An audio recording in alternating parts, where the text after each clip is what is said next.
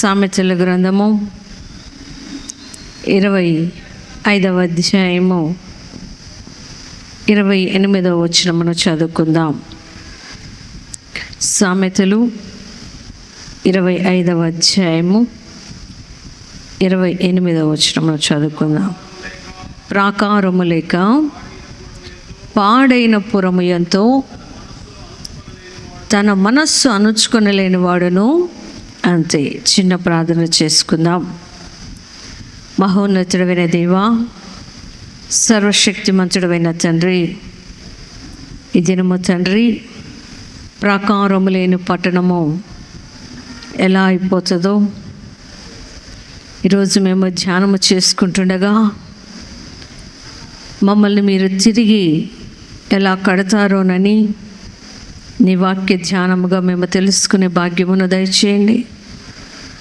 మా మనస్సును స్థిరపరచండి, ఆత్మలో బలమును దయచేయమని యేసు నామములో ప్రార్థించి అడిగి పెట్టుకొంచున్నాము తండ్రి, ఆమేన్. ఇక్కడ దేవుడు ఒక పురమును గురించి లేకపోతే ఒక పట్టణమును గురించి మాట్లాడుతూ ఉన్నాడు. ఆ పట్టణమును మనుష్యుని యొక్క మనస్సుకు జత చేస్తూ ఉన్నాడు. ప్రాకారము పాడైపోవడానికి, పురము పాడైపోవడానికి గల కారణం ఏమిటంట? ప్రాకారము కట్టకపోవడం. అంటే మనము ఇంటి చుట్టూ ఏం చేస్తాము? ఎంత చిన్న ఇల్లు కట్టుకున్నా కూడా ఆ చిన్న ఇంటికి ఒక ప్రాకారం దడిలాగా కట్టుకుంటాం. గుడిసె వేసుకున్నా కూడా ఆ ఇంటికి చుట్టూ ఒక సరిహద్దును నియమించుకుంటాం. అలానే అప్పట్లో ఊర్లకి సరిహద్దులు ఉండేవి. సరిహద్దు లేకపోతే ఆ పురములోకి, ఆ పట్టణములోనికి ఎవరైనా రావచ్చు, ఎవరైనా బయటికి వెళ్ళచ్చు. అంటే అతని మనస్సు బాగా ఉండొచ్చు, చెడిపోను, రెండిటికి కూడా ఆస్కారం ఉంటుంది. అయితే దేవుడు అంటున్నాడు, ప్రాకారము లేక పాడైపోయిన పురమును తన మనస్సును అణుచుకోలేని వాడును అంతే. మనస్సును మనుషులు తన స్వాధీనములో ఉంచుకోవడానికి చాలా కష్టం. అయితే ఈ మనస్సును పాడు చేసేవి 3 క్రియలను మనము ధ్యానము చేసుకుందాం. మొదటి యోహాను పత్రిక 2వ అధ్యాయము, యోహాను రాసిన మొదటి పత్రిక 2వ అధ్యాయము 16వ వచనమును చదువుకుందాం. లోకములో ఉన్నదంతయు అనగా శరీరాశయు, నేత్రాశయు, జీవపు డంబమును తండ్రి వలన పుట్టినవి కావు, అవి లోక సంబంధమైనవి. మనస్సును పాడు చేసేవి 3 క్రియలు ఉన్నాయి. ఆ 3 క్రియలు ఏమిటంట? శరీరాశ, నేత్రాశ, జీవపు డంబం. ఈ 3టిని మనము చదువుకున్న వెంటనే మనకి మొదటిగా ఏం గుర్తొస్తుందంటే పాపము గుర్తొస్తుంది. శరీరాశ అనిన వెంటనే వ్యభిచారులను, లేకపోతే ఇంకా శరీరాన్ని పాడు చేసేవి అని చాలామందికి తలంపులు వస్తాయి. అయితే మనస్సును పాడు చేసేవి దేవుని వాక్యములో మాటలై ఉన్నాయంట. హల్లెలూయా. ఆ మాటలను మనము ఆదికాండము 3వ అధ్యాయము 5వ వచనమును చదివితే, ఆదికాండము 3వ అధ్యాయము 5వ వచనం, ఏలయనగా మీరు వాటిని తిను దినమున మీ కన్నులు తెరవబడుననియు మీరు మంచి చెడ్డలను ఎరిగిన వారై దేవతల వలె ఉందిరనియు దేవునికి తెలియనని ఆస్తితో చెప్పగా, ఇక్కడ శరీర ఆశలు అంటే ఒక్కొక్కరికి ఒక్కొక్క ఆశ ఉంటుంది. కొంతమందికి పాపము చేయాలని, శరీరము ద్వారా పాపము చేయాలని ఆశ ఉంటుంది. ఇంకా కొంతమందికి గొప్పగా అనిపించుకోవాలనే ఆశ ఉంటుంది. ఇక్కడ మనకి అవ్వమ్మ కనబడుతూ ఉంది. ఆమెతోటి సర్పము మాట్లాడుతూ ఉంది. ఏమని మాట్లాడుతూ ఉందంటే, మీరు దేవుడు ఇచ్చిన ఆ తోట మధ్యలో ఉంచిన ఆ ఫలమును తింటే మీరు దేవతలుగా మారిపోతారు అని అపవాది అవ్వమ్మతోటి మాట్లాడుతూ ఉన్నాడు. అయితే ఈ మాట అయితే దేవుడు మనిషిని ఆయన వాయువు ద్వారా ఊది, ఆ వాయువు ద్వారా మనిషికి జీవాత్మను కలగచేసి, ఆ జీవాత్మ కలిగిన మనిషి భూమి మీద సంచరించడం అనేది దేవుడు ఏర్పాటు చేసిన ఒక క్రియ. అయితే అపవాది అంటున్నాడు, నీవు ఈ ఫలము తినిన తర్వాత దేవతలుగా మారిపోతావు. అంటే అవ్వమ్మ ఆ ఫలము తినకుండానే సాతాను చెప్పిన మాటకు లోబడిపోయింది. ఆ ఫలమును ఆమె భుజించకుండానే అపవాది చెప్పిన మాటని నమ్మింది. ఈమెకి దేవుడు ఏమి శరీరం ఇచ్చాడు? మహిమగల శరీరమును ఇచ్చాడు. ఆ మహిమగల శరీరమునకు పాపము తెలియదు, లోకములో ఉండే చెడు కార్యాలు కానీ దుష్టత్వము ఏది కూడా ఆ మహిమగల శరీరమునకు తెలియదు. కానీ అపవాది అంటున్నాడు, మిమ్మల్ని దేవతలుగా చేస్తాడు, మీరు దేవతలుగా మారిపోతారు. అంటే దేవుడు ఒక్కడే, ఈ లోకంలో దేవతలు చాలా ఉన్నాయి. అవన్నీ కూడా ఎవరి ద్వారా కలుగ చేయబడినవంట? అపవాది ద్వారా కలుగ చేయబడినవి. బైబిల్లో దేవదూతలు ఉన్నారు పరలోకంలో. పైన దేవుడు సింహాసనమునందు నిత్యము స్తుతించబడుతూ ఉన్నాడు. 24 పెద్దలు ఉన్నారు. ఆయన నామమును ధ్యానము చేయుటకు దేవదూతలు ఉన్నారు, కానీ పరలోకంలో దేవతలు అనబడేవారు లేరు. కానీ అపవాది అవ్వను మోసగించడానికి, అవ్వని దేవుని నుండి దూరము చేయడానికి తన శరీరములో ఒక కోరికను ప్రేరేపిస్తూ ఉంది.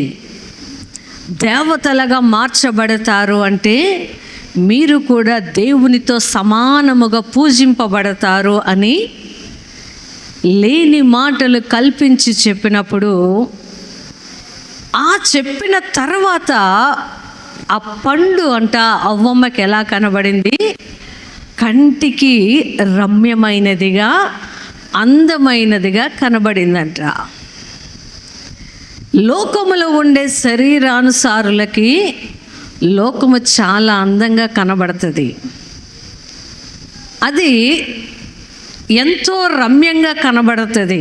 అంటే రమ్యంగా అంటే కోరుకోదగినది, ఇష్టపడే అంత రమ్యంగా కనబడుతుంది. కానీ అది ఒక దినానికి మనల్ని మరణానికి అప్పగిస్తుంది అని దేవుడు మాట్లాడుతూ ఉన్నాడు.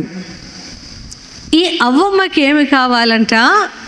దేవుడు ఇచ్చిన మహిమ శరీరము వద్దు, దేవునితోటి వారికి ఉన్న సంబంధము వద్దు, దేవుడు వారి కొరకు వారితో సంభాషించడానికి దేవుడే దిగి తోటలోకి వచ్చేవాడంట. హల్లెలూయా! ఎక్కడికి వస్తాడంట దేవుడు? ప్రతిరోజు అవ్వతోటి ఆదాముతోటి మాట్లాడడానికి తోటలో సంచరించేవాడంట. మనకి ఎలా చూపిస్తారు? దేవుడు తోటలోకి వచ్చి, ఏదేనో తోటలోకి వచ్చి వారితో మాట్లాడుతూ ఉన్నట్టు చూపించరు ఎక్కడ. ఆయన పరలోకములో ఉన్నట్టు, ఆకాశము నుండి వారితో మాట్లాడుతూ ఉన్నట్టు మనకి లెటర్స్లలో లేకపోతే పిక్చర్స్లలో చూపిస్తూ ఉంటారు. కానీ ఇక్కడ వ్రాయబడిన మాట దేవుని గురించి ఏమిటంటే 8వ వచనం మనం చూద్దాం. ఆదికాండం 3వ అధ్యాయము 8వ వచనం. చల్లపూటను ఆదామును అతని భార్యయు తోటలో సంచరించుచున్న దేవుడైన యెహోవా స్వరము విని దేవుడైన యెహోవా ఎదుటికి రాకుండా తోట చెట్ల మధ్యను దాగుకొనగా. దేవుడు ఎక్కడున్నాడంట? ఈ ఆదాముతోటి అవ్వతోటి సంభాషించడానికి చల్లపూట పరలోకమును విడిచిపెట్టి ఆ తోటలో సంచరిస్తూ ఉన్నాడంట. దేనికి సంచరిస్తూ ఉన్నాడు? వారి ఇద్దరితోటి మాట్లాడాలని, వారి ఇద్దరితోటి సంభాషించాలని. ఎందుకంటే ఈ లోకంలో తల్లిదండ్రులు కూడా ఉదయం అంతా పని చేసి వచ్చిన తర్వాత పిల్లలతోటి మాట్లాడుతూ ఉంటారు. ఈరోజు మీ స్కూల్లో ఏం జరిగింది నాన్న, కాలేజీలో ఏం జరిగింది, మీ ఫ్రెండ్స్ ఏమన్నారు అని ఈ బిడ్డ అన్నీ చెప్తుంటే తల్లిదండ్రులు ఏం చేస్తూ ఉంటారు? ఆనందంగా వింటూ ఉంటారు. దేవుడు కూడా ప్రతిరోజు వస్తూ ఉన్నాడంట ఏదేనో తోటకి. ఈరోజు ఏమి జరిగింది అని, వీరు ఎలా ఉన్నారు, వీరితో సంభాషించడానికి వస్తూ ఉంటే ఈ చిన్న గ్యాప్లో అపవాది వచ్చేసాడు. అపవాది వచ్చి దేవుని స్వరాన్ని విని పరిగెత్తుకొని వచ్చే ఈ ఇద్దరు భార్యాభర్తలు ఇప్పుడు ఎక్కడున్నారంట? తోటలో చెట్ల మధ్య దాక్కున్నారంట. మహిమగల శరీరము వారికి ఏమైపోయింది? పాపపు శరీరముగా మార్చబడింది.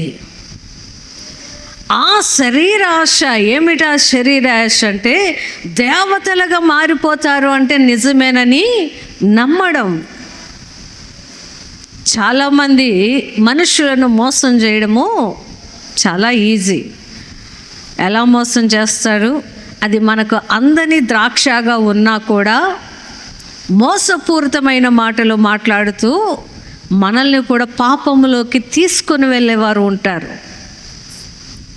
ఈ దేవతగా నీవు పూజింపబడతావు అని చెప్పిన తర్వాత అవ్వమ్మకి ఆశ కలిగింది. అంటే మేము కూడా దేవుళ్ళలాగా ఉంటాం.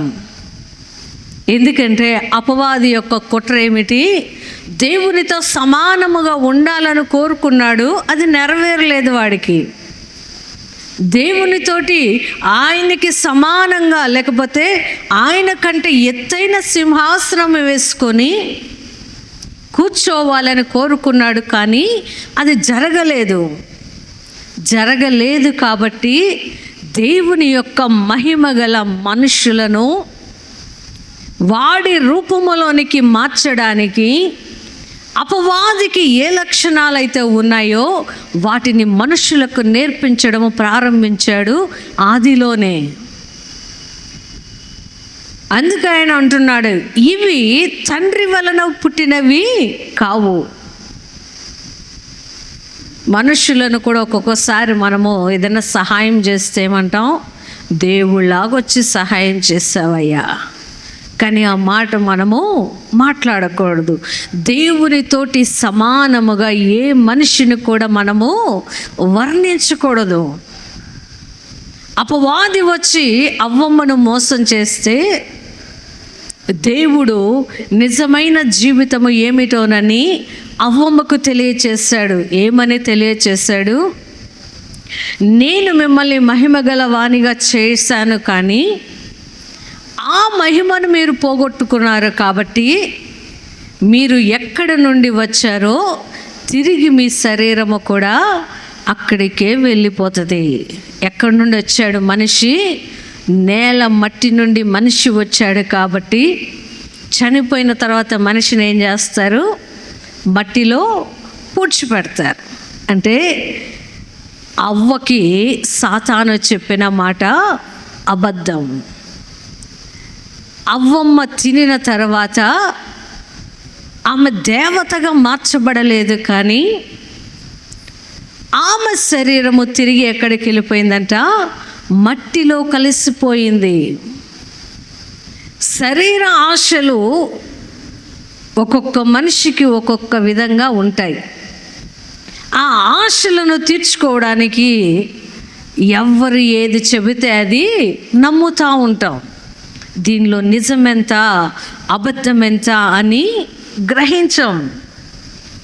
గ్రహించినప్పుడు అవ్వలాగా మోసపోతే దానికి మన ప్రభు అంటున్నాడు, రోమపత్రిక 13వ అధ్యాయము 14వ వచనములో ఆయన అంటున్నాడు, ప్రభు అయిన యేసును ధరించిన వారై శరీరేచ్ఛలను నెరవేర్చుకొనుటకు శరీర విషయమై ఆలోచన చేసుకొనకుడి అంటున్నాడు ఆయన. హల్లెలూయా.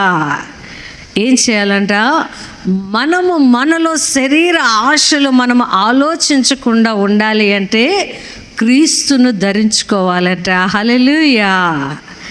అవ్వ దేవుడు ఇచ్చిన మహిమను కోల్పోతే యేసు ప్రభు తిరిగి మనకు ఆ మహిమను ఇస్తూ ఉన్నాడు. ఎలా ఇస్తూ ఉన్నాడంట? ఆయన మరణము ద్వారా ఆయన పొందుకున్న మహిమ గల శరీరమును మనము ధరించుకోవాలి అంట. ఎలా ధరించుకోవాలి ఆయన శరీరాన్ని అంటే దేవుని గుణాలని మనము తెలుసుకోవాలి, మనము నేర్చుకోవాలి.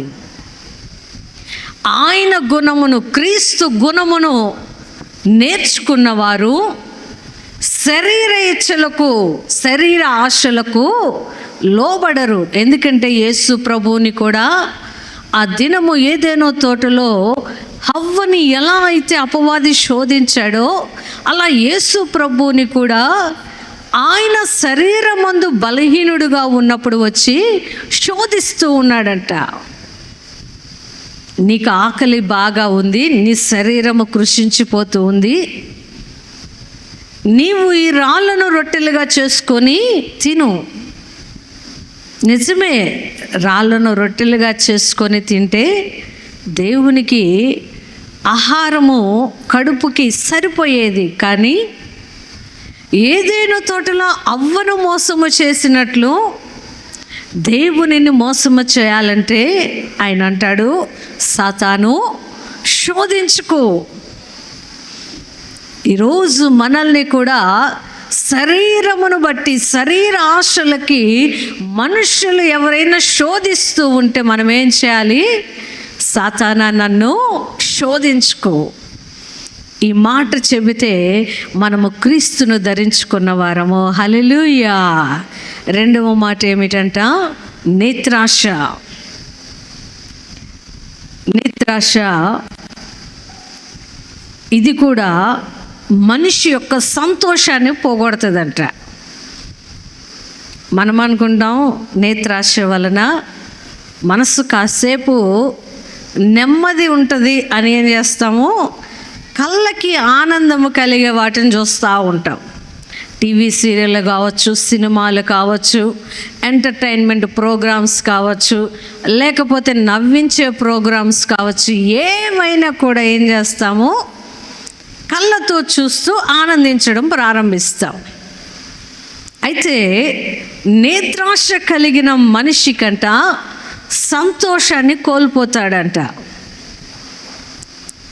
ఆ మాటని మనము మొదటి రాజులు 21వ అధ్యాయంలో చూస్తే, రాజుల మొదటి గ్రంథము 21వ అధ్యాయంలో అక్కడ మనకి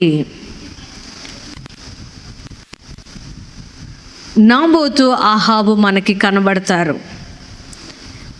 వచనమును 7వ వచనమును చదువుకుందాం. అందుకు అతని భార్య అయిన యెజబెలు, ఇశ్రాయేలులో నీవిప్పుడు రాజ్య పరిపాలన చేయటలేదా? లేచి భోజనము చేసి మనస్సులో సంతోషముగా ఉండుము. ఈయనకి ఎక్కడ సంతోషం పోయిందంట? ద్రాక్ష తోటని, నాబోతు యొక్క ద్రాక్ష తోటని చూసిన తర్వాత మనస్సులో సంతోషము పోయింది. నేత్రాశ అనేది మనుష్యులని పడద్రోయడానికి ఇది కూడా ఒక మార్గం. మనకి లేనిది వేరే వారికి ఉన్నది కావాలని కోరుకుంటూ ఉంటారు చాలామంది. ఈ నాబోతుకి వారి తండ్రుల పిత్రార్జితం అంటే తాతల తండ్రుల యొక్క ఆస్తి, ఒక్కటే ఒక పొలం ఉంది. కానీ ఆహాబుకి ఆయన దేశములో ఉన్న భూములన్నీ కూడా ఆయనవే. ఈ ఆహాబుకి నాబోతు యొక్క ద్రాక్ష తోట అంటే చాలా అందంగా కనబడిందంట. ద్రాక్ష తోటని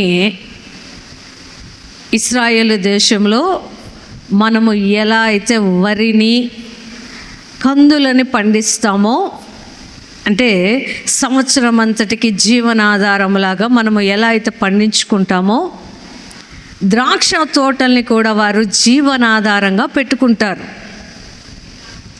ఆ జీవనాధారమైన నాబోతు యొక్క ద్రాక్ష తోటను చూసిన తర్వాత ఆహాబు మనసులో సంతోషము పోయింది. ఆయనేమో తన కుటుంబ పోషణ కోసం ఆ తోటని పెంచుకుంటున్నాడు, తోటలో ఫలాలని కోసుకుంటూ ఉన్నాడు. ఆహాబుకి దేనికి కావాలంట? కూర మొక్కలకి ఆ తోట కావాలంట. అంటే ఆకుకూరలు పండించుకోవడానికి ఆ తోట కావాలి. ఆకుకూరలు ఏం చేస్తాం? ఒకసారి విత్తనాలు చల్లితే 3 నెలలకి లేకపోతే నెలన్నరకి కాపు వచ్చేస్తుంది. ఆకుకూరలు కోసేసిన తర్వాత మరలా వేసుకోవచ్చు. కానీ ద్రాక్ష తోట అలా రాదు. ఒకసారి ఆ ద్రాక్ష చెట్టుని నాటిన తర్వాత ఆ చెట్టు యొక్క ఫలము కోసము రైతు కనీసం 3 సంవత్సరాలు ఎదురు చూడాలి. ఆ 3 సంవత్సరాలు ఎదురు చూసిన తర్వాత ప్రతి సంవత్సరము ఒక్కసారే ఒకే పంట వస్తుంది. ఆ ద్రాక్ష తోటని శ్రేష్టంగా భావించాడు నాబోతు. అది తన తల్లిదండ్రులు తనకిచ్చిన బహుమానం అనుకొని దాన్ని జాగ్రత్తగా చూసుకుంటూ ఉన్నాడు. అది రాజుకు దేనికి కావాలంట? రోజువారి అవసరాలు తీరడానికి, అప్పటికప్పుడు ఆయనకి అవసరము తీరడానికి కూర మొక్కలు వేసుకోవడానికి కావాలి. నాబోతుని పిలిచి అడిగితే, నాకు ఉన్నది ఒకటే ఒక పొలం, దానిని నేను నీకు ఇవ్వలేను అనిన వెంటనే ఆహాబు మనసంతా ఏమైపోయిందట? పాడైపోయిందట. నేత్రాశ మన సంతోషాన్ని ఏం చేస్తుంది? పాడు చేస్తుంది.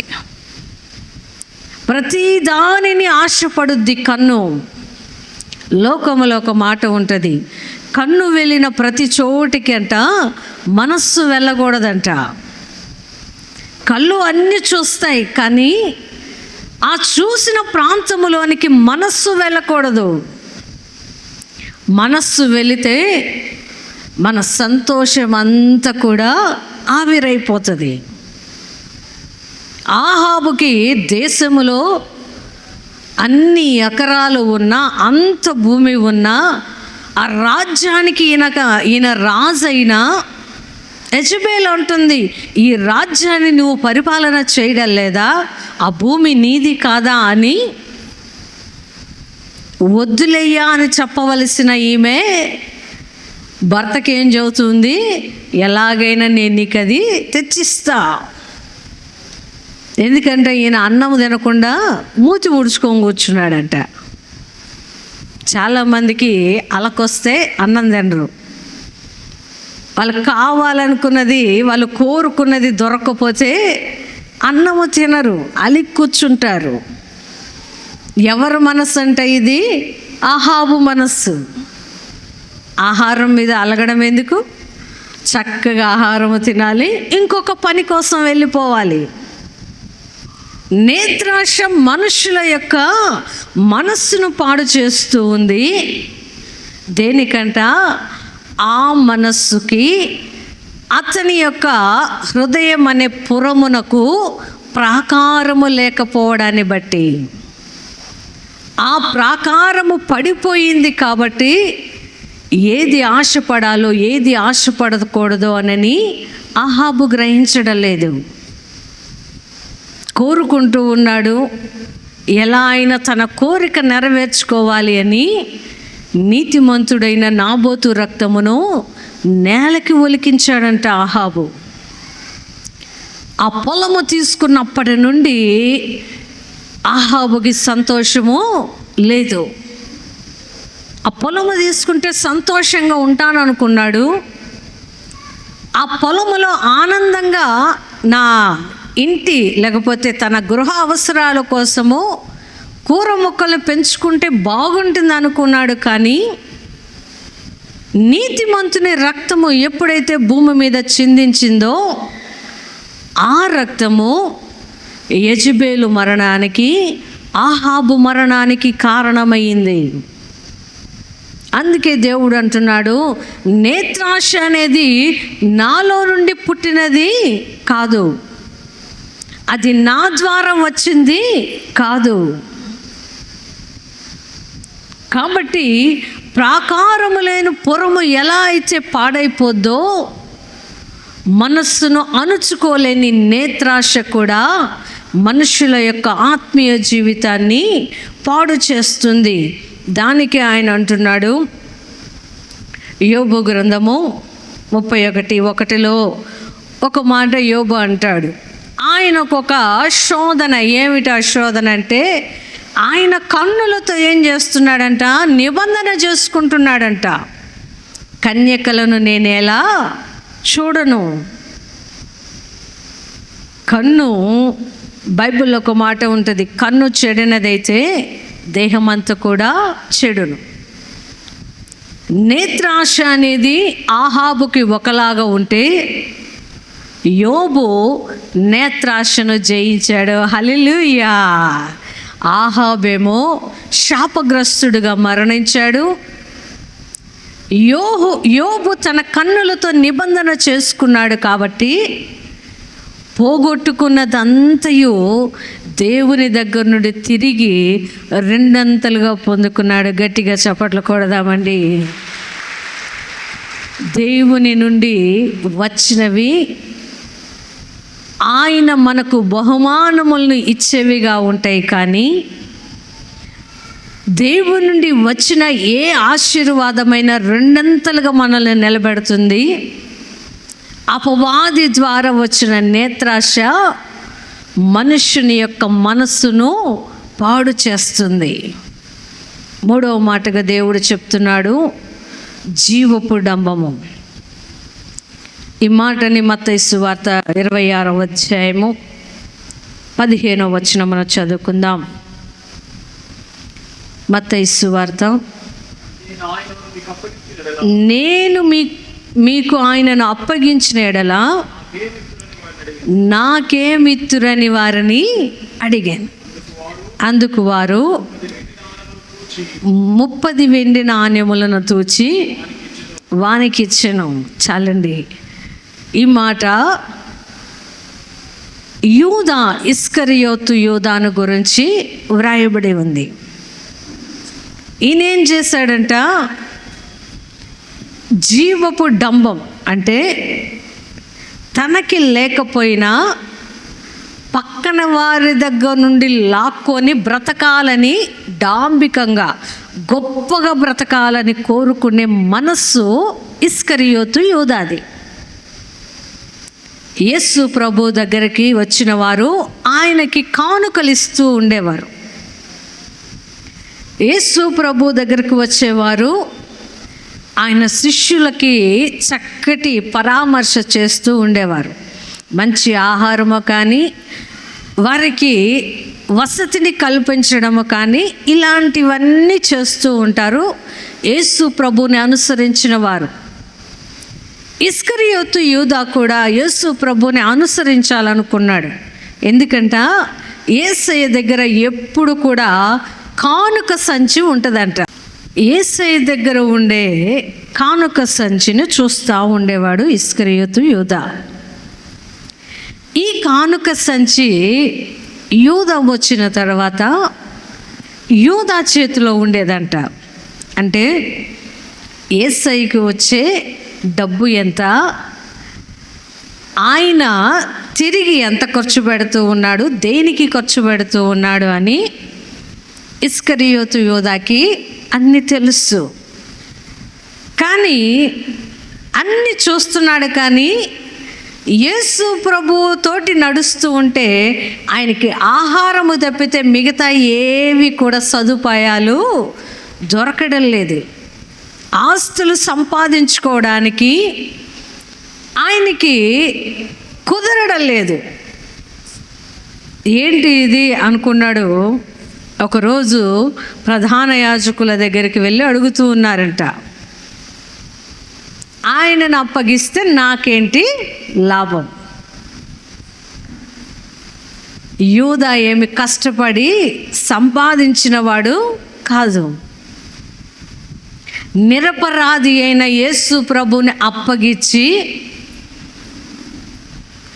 అప్పగించిన యేసు ప్రభు ద్వారా వచ్చిన డబ్బుతోటి ఆయన ఊహల్లో అనుకున్నాడంట, ఒక ద్రాక్ష తోట నేను కొనుక్కోవాలి, ప్రతి సంవత్సరము బాగా ద్రాక్ష కాపు వస్తుంది, అమ్ముకుంటాను, ఇల్లు కట్టుకుంటాను, విలాసవంతంగా బ్రతుకుతాను అని ఆయనను చంపడము ద్వారా వచ్చిన డబ్బుతోటి డాంబికంగా బ్రతకాలని కోరుకున్నాడు ఇస్కరియోతు యూదా. అయితే ఆ యూదా కొన్నాడే కానీ దాన్ని అనుభవించలేకపోయాడు. పొలము కొన్నాడు యేసు ప్రభు నమ్మి. ఆ డబ్బు వచ్చిన దానిని బట్టి యూదాకి మనశ్శాంతి రాలేదు. ఆయన మనస్సులో సమాధానము లేదు. అయ్యో, నేను నిరపరాధి అయిన యేసు ప్రభువుని అప్పగించానే అని మరలా ప్రధాన యాజకుల దగ్గరికి వెళ్ళి అడుగుతున్నాడంటే, మీ డబ్బు మీకు ఇస్తా, నా యేసయ్యను విడిచిపెట్టండి అంటే, వాళ్ళు కూడా డాంబికత్వంలో బ్రతుకుతున్న వారే కాబట్టి యూదా మాటని తిరస్కరించారు. దేవుడు అంటున్నాడు, మనిషిలో ఉన్న డాంబికమైన జీవితం బాగా బ్రతకాలి అని, మనది కాకపోయినా పక్కన వాళ్ళది దోచుకోనైనా బ్రతకాలని కోరుకునే వాళ్ళు భూమి మీద చాలామంది ఉన్నారు. దేవుడు అంటున్నారు, ఆ డాంబికమైన జీవితము నా నుండి వచ్చింది కాదు. ఎందుకంటే ఆయన భూమిలో ఉన్న బంగారము, వెండి, భూమి కింద ఉన్న సమస్తము ఆయనవే. ఆయనకి అంత ఉన్న దేవునికి కూడా డాంబికత్వము లేదు. యేసు ప్రభు భూమి మీదకి వచ్చినప్పుడు ఎలా ఉన్నాడంట? దీనుడుగా వచ్చాడంట, దాసుడుగా వచ్చాడంట. ఆ దాసుడిగా వచ్చిన యేసయ్య భూమి మీద ఏదో సంపాదించుకోవాలి, దాచుకోవాలి, ఆస్తులు కూడగట్టుకోవాలనే తలంపులు లేవు. కానీ యేసు ప్రభుతో ఉన్న యూదాకున్న ఈ డాంబికంగా బతకాలనే ఆశ. అలా బ్రతకాలనుకున్న ఆయనకి యేసు ప్రభు దగ్గర నుండి ఏ రూపాయి రాకపోయేటప్పటికీ యేసు ప్రభువుని అమ్మేశాడంట. ఈరోజు మనుషులు కూడా మనము కష్టపడితే వచ్చిన దానిలో బ్రతకడము నేర్చుకోక, దేవుడు మనకిచ్చిన డబ్బులో సంతోషంగా ఉండలేక గొప్పగా బ్రతకాలి అని వారిది కాని దాని వైపు చూసి ఆశపడుతూ ఉన్నారు. ఆశ పడడమే కాదు, వాటిని నెరవేర్చుకోవడానికి చంపడానికి కూడా బయలుదేరుతూ ఉన్నారు యూదాలాగా. ఎందుకంటే అతని మనస్సు చెడిపోయి దేవుడనే ప్రాకారములు అతను బ్రతకకపోతుండేటప్పటికీ మనస్సు చెడిపోయింది. ఆశపడిన దానిని బట్టి, డాంబికంగా బ్రతకాలను కోరుకున్న దానిని బట్టి మనస్సు చెడిపోయి, ఆ చెడిపోయిన మనస్సుతో సరి అయిన నిర్ణయాలు తీసుకోలేకపోతూ ఉన్నాడు యూదా. అందుకు దేవుడు అంటాడు యూదాను బట్టి, ఆ మనుష్యుడు పుట్టకపోవడము ఎంతో మేలు. ఆ మనుష్యునికి పుట్టడం వలన శ్రమ అని దేవుడు చెబుతూ ఉన్నాడు. దేవుడు ఈ మాటను ఎందుకు చెప్పాడు? దేవుని మనస్సును తెలుసుకోక, దేవుని యొక్క ఆలోచనలను తెలుసుకోలేక, దేవుడు ఈ భూమి మీదకి ఎందుకు వచ్చాడో నన్ను గ్రహించలేక, ఇస్కరియోతు యూదా యొక్క జీవితాన్ని లోక సంబంధమైన డాంబికాల కోసము యేసు ప్రభువుని అప్పగించినప్పుడు యేసు ప్రభు ఈ మాట అంటూ ఉన్నాడు, మనమందరము కూడా దేవుడు పంపిస్తే ఈ భూమి మీదకి వచ్చిన వారము. అలాంటి దేవుడే అంటున్నాడు, అతని పుట్టకపోవడము మేలు. డాంబికత్వము వలన మనుషులు కష్టాలలోనికి వెళ్తారు, దేవునికి దూరం అయిపోతారు. ఈ రోజుల్లో చాలామందికి డబ్బు సంపాదించాలనే వారికి దేవుడు అంటే భయం ఉండదండి. దేవుడా చూద్దాంలే, వచ్చినప్పుడు చూద్దాంలే, ఆయన ఏం చేస్తాడో చూద్దాంలే అని దేవుడంటే భయము భక్తి లేకుండా దేవునికి దూరం అయిపోయిన వారిని గురించి దేవుడు మాట్లాడుతూ ఉన్నాడు. అయితే యేసు ప్రభువును కలిగిన వారు, లేకపోతే డాంబిక జీవితం మాకు వద్దయ్యా అనుకున్న వారు ఎలా బ్రతకాలంట? రోమపత్రిక 8వ అధ్యాయము 5-6 వచనములను చదువుకుందాం. శరీరానుసారులు శరీర విషయముల మీద మనస్సు నుంతురు, ఆత్మానుసారులు ఆత్మ విషయం మీద మనస్సు ఉంతురు. శరీరానుసారమైన మనస్సు మరణము, ఆత్మానుసారమైన మనస్సు జీవమును సమాధానమునయ్యున్నదే. హల్లెలూయా. దేవుడేమంటున్నాడు? ఆత్మానుసారమైన మనస్సును కోరుకుంటూ ఉన్నాడు. అది మనకేం చేస్తుందంట? జీవమును సమాధానమునై ఉన్నది. యేసు ప్రభు దగ్గర దొరికేది ఇదే సమాధానం. ఆత్మానుసారంగా ప్రవర్తించేవారు శరీర ఇచ్చలను జయిస్తాడు, శరీర ఆశలకు లోబడిన వారు మరణమైపోతారు. యూదా కూడా శరీరమును జయించుకోలేక, డాంబిక జీవితాన్ని జయించలేక మరణించాడు.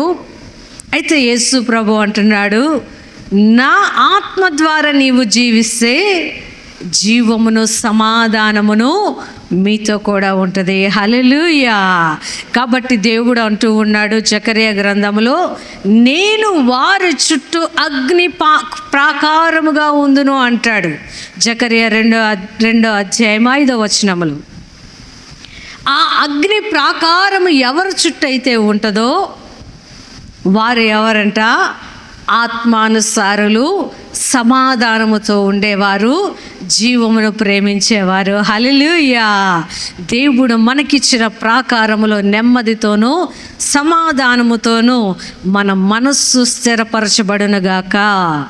ఆమేన్. అందరము లేచి నిలబడదామండి.